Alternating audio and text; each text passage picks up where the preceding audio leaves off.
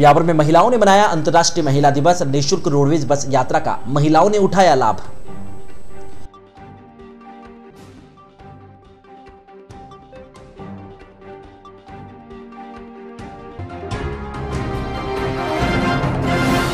गृहमंत्री राजनाथ सिंह ने बूथ और शक्ति केंद्रीय सम्मेलन को किया संबोधित। विपक्ष पर बरसते हुए कहा कि जिन जाबाजों का अभिनंदन किया जाना चाहिए उनसे सवाल पूछे जा रहे हैं।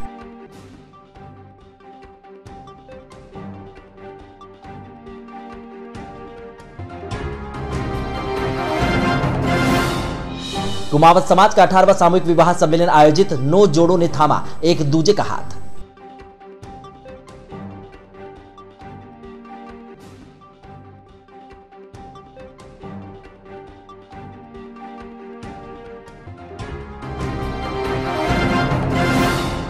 और नगर परिषद निलंबित सभापति बबीता चौहान को डीएलबी ने भी दी राहत। आखिरकार सभापति का संशय हुआ समाप्त। बबीता चौहान की फिर हुई ताजपोशी।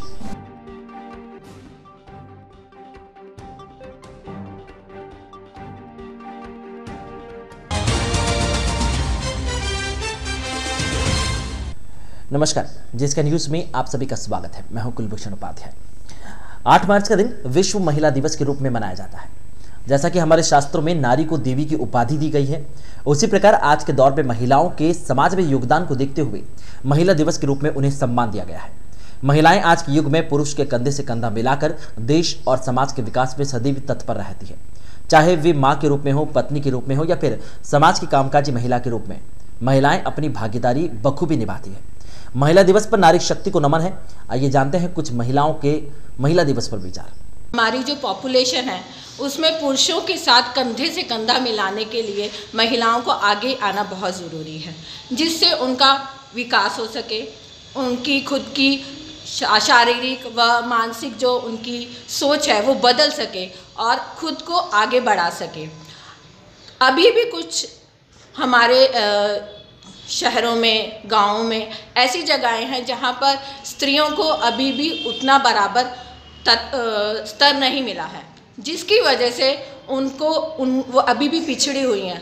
पर हमारा महिला दिवस में यह योगदान रहना चाहिए कि हम उनको और सक्षम बनाएं और उनको सिखाएं कि उनके क्या कर्तव्य हैं देश के प्रति, समाज के प्रति और अपने खुद के डेवलपमेंट के। सरकार ने महिलाओं के लिए इतनी स्कीम्स लगाई है, 50% आरक्षण दिया है। सरकार की तरफ से इतनी महिलाओं को बराबरी में लाने के लिए इतने प्रयास किए जा रहे हैं, जिसमें से एक ये प्रयास भी हमारे यहाँ पर मतलब RSLDC के कोर्सेज महिलाओं को सशक्त करने के लिए चलाए जाते हैं।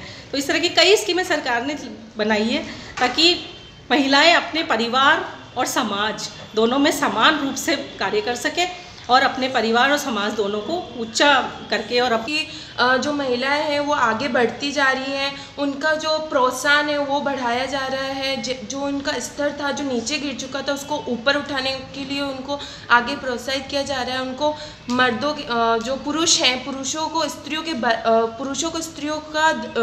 के बराबर जो दर्जा दिया जा रहा है वो बहुत अच्छी बात है। इसीलिए सरकार द्वारा बहुत सारी ऐसी योजनाएँ चलाई जा रही हैं, स्कीम्स चलाई जा रही हैं जो महिलाओं को आरक्षण प्रदान कर रही हैं, रोजगार दे रही हैं और उनको ऊपर उठाया जा रहा है ताकि वो अपना खुद का पारिवारिक और व्यावसायिक स्तर पर अपने कुछ जो गवर्नमेंट द्वारा जो स्कीम्स होती है वो इसलिए दी जाती है तो कि वो सामाजिक स्तर पे तो अपना बदलाव करे ही, व्यावसायिक भी करे और खुद एक अपने आप को डेवलप करे, ताकि उनका जो एक पर्सनालिटी डेवलपमेंट होता है ताकि वो भी उनके साथ साथ निखरे।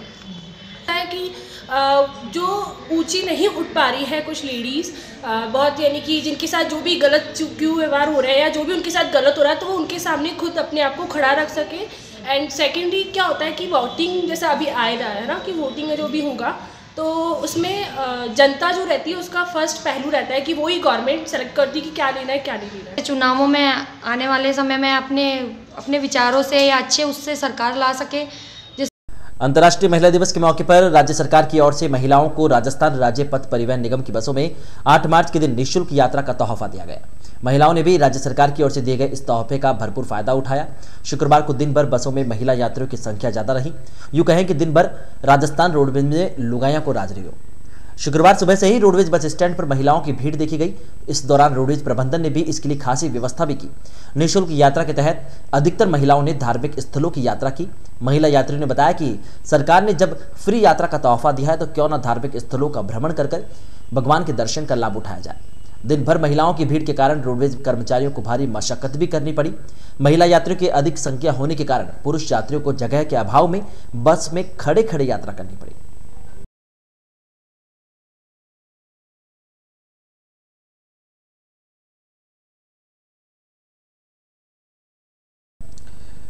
देश की धरती पर जिनका अभिनंदन किया जाना चाहिए, आज उनसे सवाल पूछे जा रहे हैं। आतंकवादियों को मारने वाले युद्धवीर कभी गिनती नहीं करते। राष्ट्रभक्ति और पार्टी कार्यकर्ताओं में जोश से उत्प्रोत विचारों को प्रकट करते हुए गृह मंत्री राजनाथ सिंह शुक्रवार को कांग्रेस पर जमकर बरसे। शुक्रवार को ब्यावर की धरा पर आयोजित बूथ और शक्ति केंद्र सम्मेलन में भारत के गृह मंत्री राजनाथ सिंह ने मुख्य अतिथि के रूप में शिरकत की। 3 लोकसभा क्षेत्र अजमेर, राजसमंद और नागौर के स्तर के आयोजित कार्यक्रम की शुरुआत वंदे मातरम के साथ की गई। दोपहर करीब 1:30 बजे गृह मंत्री राजनाथ सिंह श्री सीमेंट स्थित हेलीपैड पर पहुंचे, जहां पर भाजपा प्रदेशाध्यक्ष मदन लाल सैनी, केंद्रीय मंत्री CR चौधरी, पूर्व मंत्री किरण माहेश्वरी, ब्यावर विधायक शंकर सिंह रावत, अजमेर उत्तर विधायक वासुदेव देवनानी, अजमेर दक्षिण विधायक अनीता बघेल ने उनकी अगवानी की। उसके बाद सभी पदाधिकारियों के साथ राजनाथ सिंह विजयनगर रोड स्थित पृथ्वीराज चौहान खेल स्टेडियम में आयोजित सभा में पहुंचे। सभा की शुरुआत वंदे मातरम गीत के साथ हुई। उसके बाद गृह मंत्री राजनाथ सिंह ने मां भारती के चित्र के समक्ष पुष्प अर्पित कर कार्यक्रम की शुरुआत की। इससे पूर्व समस्त भाजपा के वरिष्ठ वक्ताओं ने कार्यकर्ताओं में जोश भरते हुए पुनः भाजपा की सरकार बनाने का आह्वान किया। गृह मंत्री राजनाथ सिंह के आगमन पर ब्यावर विधायक शंकर सिंह रावत ने सिंह का माल्यार्पण किया और पृथ्वीराज चौहान की तस्वीर सहित तलवार भेंट कर उनका अभिनंदन किया गया। भारतीय जनता पार्टी युवा मोर्चा पदाधिकारियों ने राजनाथ सिंह को 51 किलो की माला पहनाकर उनका स्वागत किया। गृह मंत्री राजनाथ सिंह के भाषण से पूर्व भाजपा प्रदेशाध्यक्ष मदन लाल सैनी ने कार्यकर्ताओं में जान फूंकी और कहा कि आतंक को करारा जवाब देने के बाद विपक्षियों को जवाब मिल गया कि प्रधानमंत्री नरेंद्र मोदी हवा में नहीं उड़ते। उन्होंने पार्टी कार्यकर्ताओं को अपना समय पार्टी को देने के लिए कहते हुए कहा कि उनका बलिदान बेकार नहीं जाएगा। गृह मंत्री राजनाथ सिंह ने अपने भाषण की शुरुआत में पार्टी के इतिहास को याद दिलाया। उन्होंने कहा कि 1984 में देश की संसद में भाजपा के केवल 2 सांसद थे।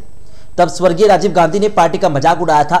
तब से लेकर अब तक के सफर में 2014 से हालात बदले और भारतीय जनता पार्टी संसद में सबसे बड़ी राजनीतिक पार्टी के रूप में बनकर उभरी।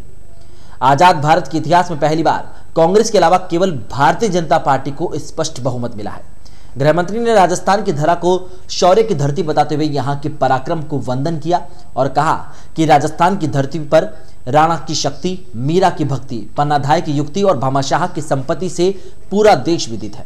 गृह मंत्री ने उरी और पुलवामा हमले में शहीद हुए राजस्थान के जाबाज शहीदों को नमन करते हुए उन्हें श्रद्धांजलि दी और पाकिस्तान पर बरसते हुए जुबानी हमले किए।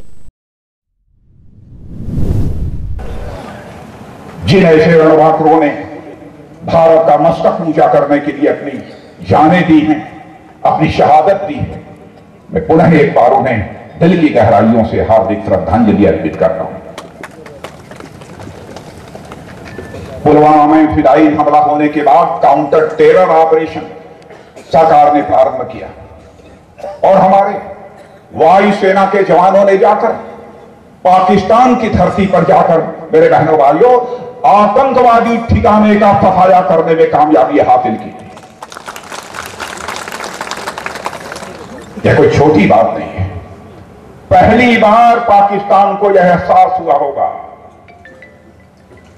क्या आतंकवाद का कारोबार पाकिस्तान की धरती पर भी बेखौफ होकर और रोक टोक होकर नहीं चलाया जा सकता है।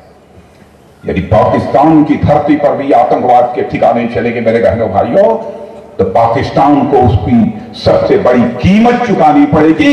यह हमारे सेना के जवानों ने पाकिस्तान को एहसास कराया। लेकिन दुख का होता है,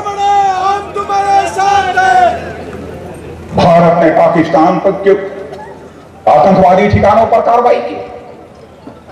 पाकिस्तान की सरकार को इससे बौखलाहट हो तो यह बात तो समझ में आती है, लेकिन यहां पर कुछ लोगों को सदमा पहुंचा। यह भारत के वायुसेना के जवानों ने क्या कर डाला।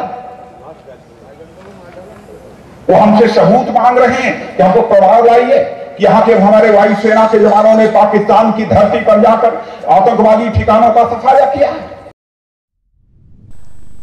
राजनाथ सिंह ने कहा कि आतंकवाद के खिलाफ एक्शन लेने के बाद पाकिस्तान को एहसास हो गया है कि आतंकवाद को पाकिस्तान में बेरोक टोक नहीं चलाया जा सकता। यदि ऐसा किया गया तो उसको आतंकवाद का हर हिसाब चुकाना होगा। उन्होंने स्पष्ट किया कि आतंकवाद को अब धरती आकाश पाताल नहीं रोक सकता। उन्होंने विपक्ष पर चुटकी लेते हुए कहा कि पुलवामा हमले के बाद से कुछ लोगों को सदमा पहुंचा है जो सर्जिकल स्ट्राइक के सबूत मांग रहे हैं। उन्होंने आतंकवादियों के मरने की संख्या पूछने वालों पर कटाक्ष करते हुए कहा कि युद्धवीर कभी गिनती नहीं करते।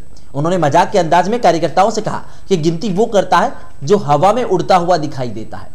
कांग्रेस पर हमला करते हुए सिंह ने कहा कि देश के दुश्मनों के नाम जो पार्टी सम्मान से लेती है वो नीति और नियति में साफ नहीं हो सकती। उन्होंने कहा कि जिनका अभिनंदन किया जाना चाहिए उनसे कुछ लोग सवाल पूछ रहे हैं, जबकि देश के जाबाज वहां फूल बरसाने नहीं बल्कि टारगेट मिशन पर गए थे। लोग बहुत समझदार हैं, राजस्थान के लोग नहीं जानता, उनमें भी वीर होते हैं। यदि यह युद्ध वीर है तो वो क्या है? अब हम समझदार हैं। अब वो लोग संख्या मांग रहे हैं कि कितनी संख्या हुई।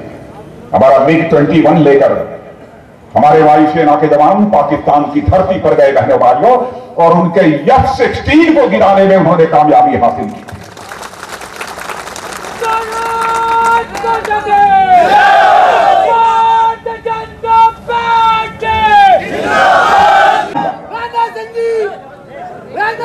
कि हमारे कांग्रेस के दोस्तों का रवैया बहनों भाइयों इतना भ्रामक है, इतना खतरनाक है कि कांग्रेस के कुछ नेता ओसामा बिन लादेन जैसे आतंकवादी को ओसामा जी कहते हैं, हाफिज शहीद को हाफिज जी कहते हैं। अब क्या होगा? मैं कहना चाहूंगा कि आतंकवाद के सवाल पर ऐसे लोगों की न नीति साफ है न नीयत साफ है।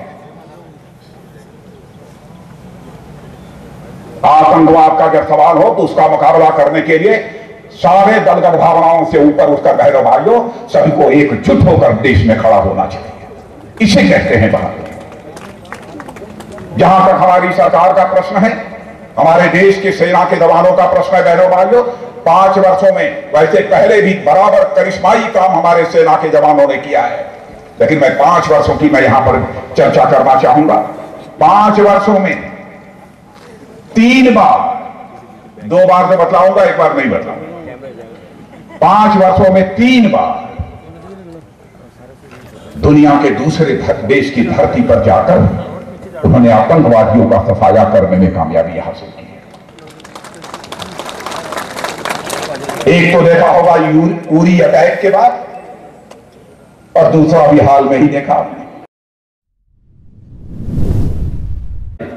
इसलिए मैं भी अपनी तरफ से शीश झुकाकर सम्राट पृथ्वीराज चौहान की इस नगरी में आप सबका भी मैं हार्दिक अभिनंदन करता हूं, आप सभी का मैं स्वागत करता हूं। और 2 तुम्हारे, यह कहकर उन्होंने खिल्ली उड़ाई थी, लेकिन आप हम सभी अपना सीना ठोक कर कह सकते हैं कि 2014 आते आते इस हिंदुस्तान में ऐसे हालात पैदा हो गए मेरे बहनों भाइयों।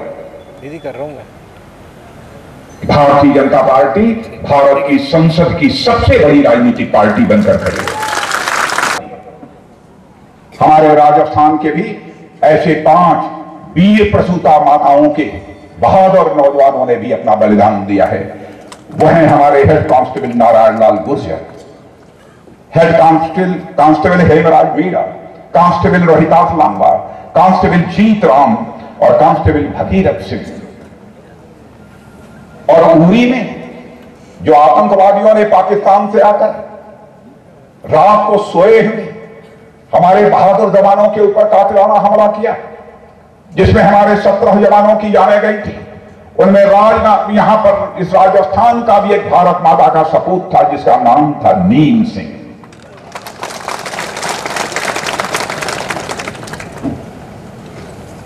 बहनों भाइयों, यह वीर प्रसूता दल है।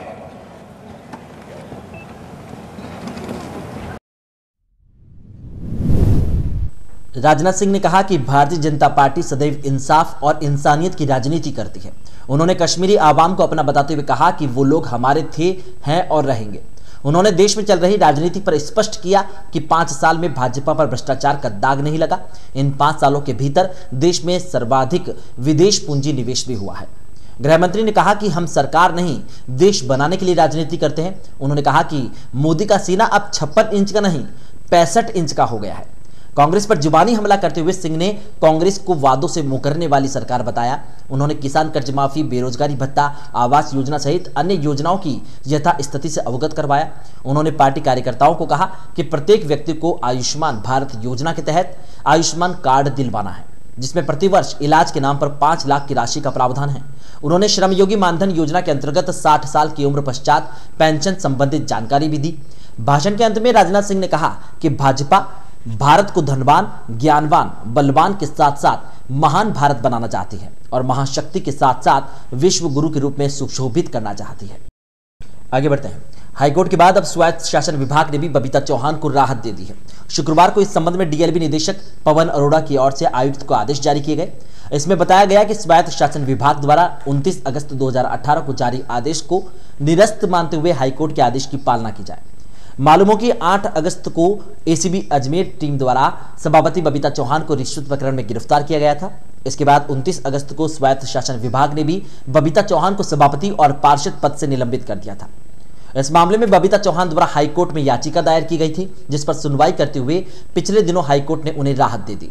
इसी आधार पर बबीता चौहान ने 7 मार्च को परिषद सभापति का पदभार संभालते हुए इसकी सूचना स्वायत्त शासन विभाग को भिजवा दी। मगर उनके पदभार ग्रहण करने के कुछ देर बाद मेमुना बानो भी परिषद पहुंची और उन्होंने सभापति की कुर्सी पर बैठकर कहा कि जब तक डीएलबी इस संबंध में कोई आदेश जारी नहीं करती तब तक वे ही सभापति है। इस संबंध में उन्होंने परिषद अधिकारियों और कर्मचारियों को कार्यालय से घर लौटते समय सभापति कक्ष पर ताला भी जड़वा दिया था। नगर परिषद में शुक्रवार को 1 नहीं 2 सभापति के पहुंचने पर परिषद प्रशासन ने डीएलबी के आदेश जारी नहीं करने तक मेमुना बानो को ही सभापति मानते हुए उनके आदेश की पालना में सभापति कक्ष पर ताला जड़वा दिया, जो दूसरे दिन शुक्रवार को भी लगा रहा। मालूम हो कि गुरुवार दोपहर बाद बबीता चौहान के सभापति की सीट पर बैठने के बाद मेमुना बानो भी सभापति की सीट पर आकर बैठ गई थी।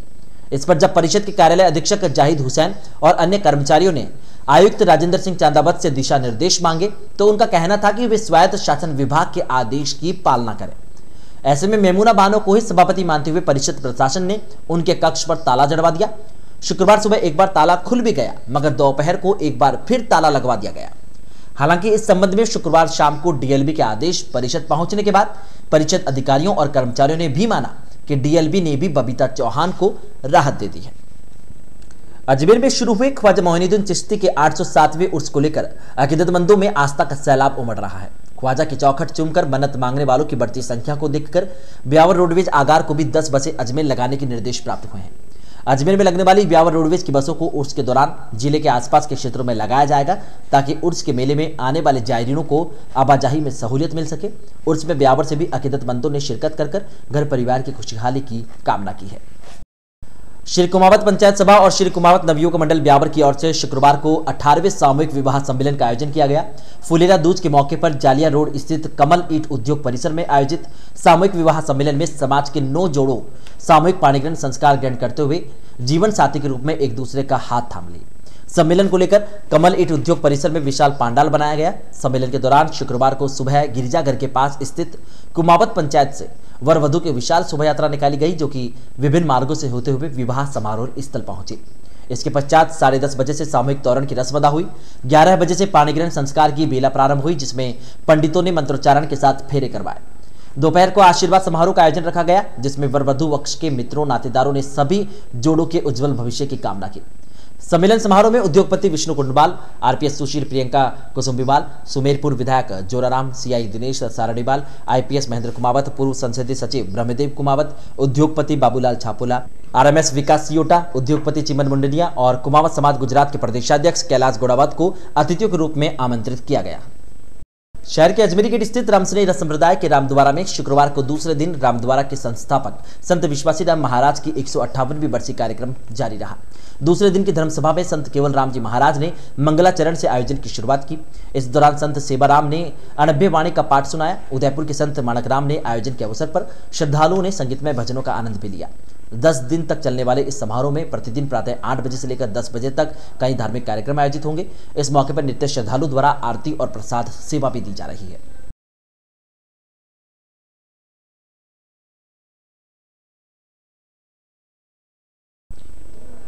फिलहाल एक छोटा सा ब्रेक लेते हैं। ब्रेक के बाद जल्द हाजिर होंगे कुछ और खबरों के साथ। ब्रेक के बाद एक बार पुनः आप सभी का स्वागत है। नगर परिषद में इन दिनों अव्यवस्थाओं का बोलबाला है। परिषद कर्मचारियों की लापरवाही का खामियाजा आम नागरिकों को उठाना पड़ रहा है। शुक्रवार को नगर परिषद के सभागार में रखी ई मित्र मशीन में करंट आने से एक शहरी युवक सहम गया। शिकायत करने पर मशीन की जांच की गई तो वाकई करंट दौड़ता नजर आया। वक्त रहते शिकायत मिलने पर परिषद के एओ जाहिद हुसैन ने ई मित्र ठेकेदार को अवगत करवाकर तुरंत मशीन ठीक करवाने के निर्देश दिए। कोई ई मित्र कागज निकलाना आया था तो मशीन पर हाथ लगाया तो इसके अंदर करंट आ रहा है, झटके आ रहे हैं। कोई यहाँ पर देखने वाला ही नहीं है। लेकिन परिषद के ये हालात है भाई साहब, हर आदमी परेशान है। मशीन में हाथ लगाता है तो करंट आता, अभी मैं मर जाता तो मेरे साथ क्या होता, मेरा भुगतान कौन देता, मेरे बीवी बच्चों को कौन पालता। तो इस नगर परिषद के अंदर कोई देखने वाला नहीं है, अंधेर खाता है बिल्कुल। ना कमिश्नर है, ना कोई चेयरमैन है, कुछ है, या तो भ्रष्टाचार की बू आ रही। की मशीन हॉल के अंदर लगी हुई है, उसमें करंट आ रहा है। उसी वक्त मुझे ये सूचना मिलते ही मैंने जो है ई मित्र का जो एजेंट है उसको फ़ोन करके पाबंद कर दिया है कि आज की तारीख में इसको जो है जो करंट आ रहा है इसकी व्यवस्था इसको परेशानी को दूर करें और इस मशीन को सही करें। उधर नगर परिषद में जन्म मृत्यु प्रमाण पत्र बनवाने जैसे कार्यों के लिए आमजन को चक्कर काटने पर मजबूर होना पड़ रहा है। परिषद कर्मियों द्वारा सर्वर धीमे होने का हवाला दिया जा रहा है, जिससे अपने दिनचर्या के कामकाज छोड़कर नगर परिषद आने वाले लोगों को मायूसी का सामना करना पड़ रहा है। लोग परिषद में नक्शा पास करवाने जैसे महत्वपूर्ण कामों के लिए चक्कर लगाकर हैरान हो रहे हैं। वहीं छोटे मोटे काम भी समय पर न होने के कारण उनको परेशानी देखनी पड़ रही है। ऐसी स्थिति में मन में सवाल उठना लाजमी है कि जिन प्रतिनिधियों को जनता वोट देकर चुनती है वह मुस्तैदी से अपनी सेवाएं क्यों नहीं दे पाते। राजस्थान महिला कल्याण मंडल संस्था चाची आवास अजमेर द्वारा संचालित संजय इंक्लूसिव स्कूल में अंतर्राष्ट्रीय महिला दिवस और कक्षा 8 का विदाई समारोह धूमधाम से मनाया गया। कार्यक्रम में विद्यालय के सभी विद्यार्थियों ने भाग लिया। कार्यक्रम की शुरुआत मां सरस्वती के समक्ष दीप प्रज्वलित कर की गई। बाल संसद के सदस्यों द्वारा अभिभावकों का तिलक लगाकर स्वागत किया गया और कक्षा 8 के विद्यार्थियों के तिलक चंदन मोली बांधकर उनका स्वागत हुआ। केंद्र प्रभारी रण सिंह चीता ने विद्यालय की गतिविधियों पर प्रकाश डालते हुए सभी को अंतर्राष्ट्रीय महिला दिवस की बधाई दी। अंतर्राष्ट्रीय महिला दिवस पर आयोजित कार्यक्रम में अभिभावकों ने भी भाग लिया। इस अवसर पर कक्षा 8 के विद्यार्थियों और उनके अभिभावकों ने भी अपने विचार व्यक्त किए। केंद्र प्रभारी ने अंत में सभी का आभार प्रकट करते हुए कक्षा 8 के विद्यार्थियों को आभार आशीर्वाद देकर उनके उज्जवल भविष्य की कामना की। कार्यक्रम का संचालन भरत शर्मा और रीना शर्मा ने किया। रविवार शाम को फांसी के फंदे पर झूली विवाहिता द्वारा आत्महत्या के मामले में सिटी थाना पुलिस ने विवाहिता के पति को दोषी मानते हुए गिरफ्तार कर लिया। शुक्रवार को आरोपी पति को न्यायालय में पेश किया गया, जहां से उसे जेल भेज दिया गया। मामले के मुताबिक मसूदा रोड हुसैन कॉलोनी निवासी 20 वर्षीय शमीना रविवार शाम को अपने कमरे में कुंदे से फांसी का फंदा बनाकर लटक गई थी। जानकारी मिलने पर मृतका के पीहर पक्ष के लोग भी राजकीय अमृतकौर अस्पताल पहुंचे। सोमवार सुबह किराप निवासी मृतका के पीहर पक्ष की ओर से पुलिस को दी गई शिकायत में आरोप लगाया गया कि मृतका शमीना के पति हाकम उसे परेशान करता था और मारपीट करता था।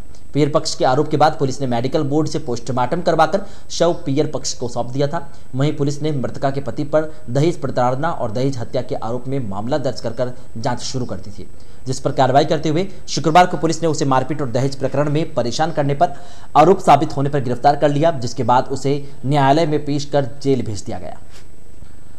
आजाद बालचर दल राजस्थान स्टेट भारत स्काउट्स और गाइड्स संस्था द्वारा मौसम ऋतु में हो रहे बार बार परिवर्तन से होने वाली अनेक बीमारियां, जुकाम, जुकरबक, खांसी, नजला कफ, जमला पेट के रोग, उल्टी, दस्त आदि बीमारियों के बचाव हेतु आमजनों को स्वास्थ्य लाभ मिले, इस हेतु संस्था रविवार को सुबह 10 बजे से गांधी सर्किल चांगेट ब्यावर पर आयुर्वेदिक काढ़ा वितरण पिलाने का आयोजन रखा जा रहा है। संस्था के राकेश झाकल ने बताया कि इस कार्यक्रम का निर्णय अध्यक्ष सीए मुकेश अग्रवाल के ऑफिस पर आयोजित संस्था की बैठक में लिया गया। काढ़ा वितरण का कार्यक्रम डॉक्टर रमाशंकर पंचोरी मुख्य चिकित्सा अधिकारी की देखरेख में आयोजित होगा।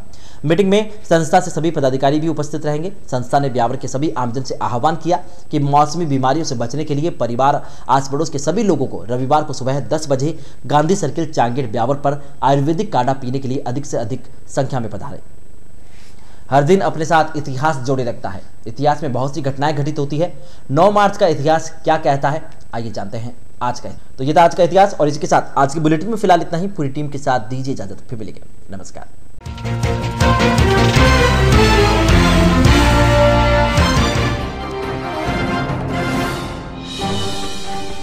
ब्यावर में महिलाओं ने मनाया अंतर्राष्ट्रीय महिला दिवस। निःशुल्क रोडवेज बस यात्रा का महिलाओं ने उठाया लाभ।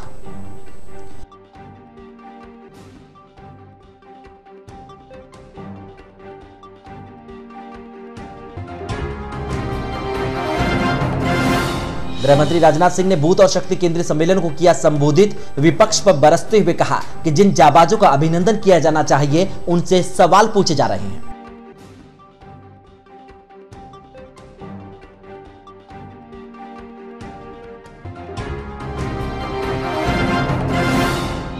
कुमावत समाज का 18वां सामूहिक विवाह सम्मेलन आयोजित। 9 जोड़ों ने थामा एक दूजे का हाथ।